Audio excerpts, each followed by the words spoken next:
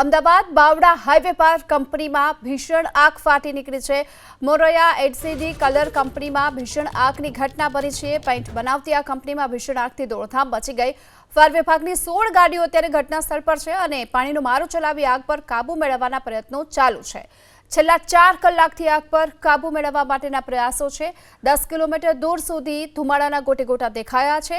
આ સાથે જ આ કંપનીમાં મોટી માત્રામાં સોલ્વન્ટ અને થિનરનો જથ્થો રહેલો છે અને તેના કારણે જ આગે વિકરાળ સ્વરૂપ ધારણ કર્યું છે અને એટલા માટે જ ફાયર વિભાગને આગ પર કાબુ મેળવવા માટે ભારે જહેમત ઉઠાવવી પડી રહી છે। જો કે કંપનીમાં થોડા સમયે બેરલમાં બ્લાસ્ટ પણ થઈ રહ્યા છે અને આજે કંપનીમાં રજા હોવાને કારણે જાનહાનિ અટકી છે।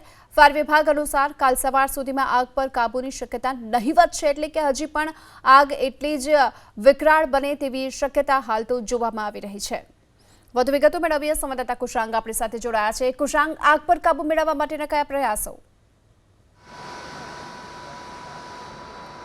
જો છેલ્લા 4 કલાકથી અમદાવાદ બાવળા હાઈવે ઉપર જે મોરૈયા ગામ આવેલું છે ત્યાં આગળ કલર ફેક્ટરીમાં આગ લાગવાની ઘટના બની છે અને તેની પર હજી સુધી કાબુ નથી આવી શક્યો। પરિસ્થિતિ એ પ્રકારની થઈ છે કે જે શેડ છે તે અહીંયા આગળ આખો નમી ગયેલો છે અને કોઈપણ સમયે શેડ અને તેની સાથે જે ઇમારત અહીંયા આગળ આવેલી છે તે કોઈપણ સમયે ગરમીના કારણે પડી શકે તે પ્રકારની શક્યતાઓ છે।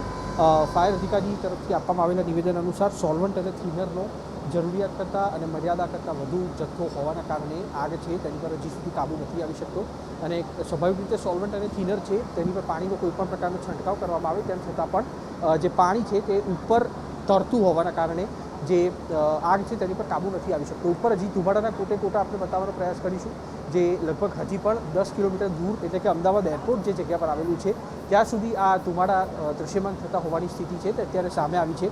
જે પ્રમાણે આગની તીવ્રતા છે અને હજી પણ એક મોટો જથ્થો 300 KLનો થિનર ભરેલો જે છે ત્યાં આગળ આગ પહોંચી ગઈ છે, પરંતુ ત્યાં સુધી પાણી નથી પહોંચી રહ્યું, જેના કારણે થઈને આ આગ છે તે હજી આવતીકાલ સવાર સુધી ચાલે તે પ્રકારની ગણતરી ફાયર વિભાગના અધિકારીઓની છે, કારણ કે એક બાદ એક રીતે જે અહીંયા આગળ સ્ટોક મૂકવામાં આવેલો હતો તે બહાર કાઢવામાં આવ્યો છે। અડધો સ્ટોક છે તે બળીને ખાક થઈ ગયો છે, પરંતુ એક મોટું મશીન જે છે, ડિવાઇસ જે છે તે ગોડાઉનમાં મૂકવામાં આવેલું છે અને ત્યાં આગળ જો આગ પહોંચી તો તેના કારણે કદાચ મોટો ધડાકો થઈ અને બ્લાસ્ટ થવાની સાથે મોટી દુર્ઘટના પણ થાય તે પ્રકારનું અનુમાન છે। તેના કારણે અત્યારે ફાયર વિભાગના અધિકારીઓ છે તેમણે માત્ર જરૂરિયાતના અધિકારીઓ છે તેમને આ શેડની નીચે રહેવા માટે સૂચના આપવામાં આવી છે। અન્ય જે પણ કર્મચારીઓ છે, અધિકારીઓ છે તેમને બહાર ખસવા માટે ખસેડી દેવા માટે સૂચના આપવામાં આવી છે।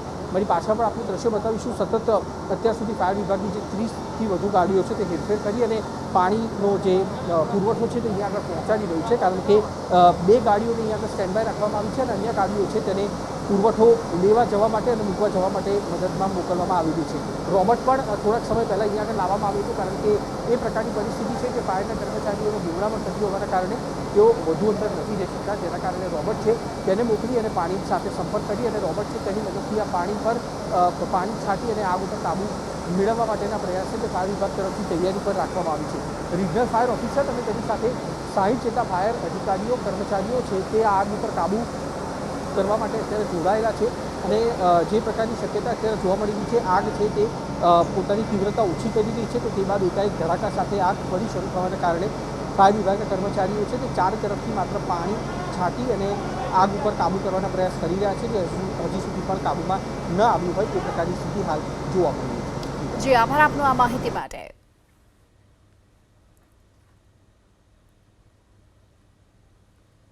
SD પેઇન્ટ્સ નામની કંપની છે, તો એની અંદર સોલ્વન્ટ્સ અને થિનર ને એવા બધા કેમિકલ છે। ઘણા બધા બેરલો છે, તમે જોઈ રહ્યા છો કે આજુબાજુ બધા ધડાકા થઈ રહ્યા છે।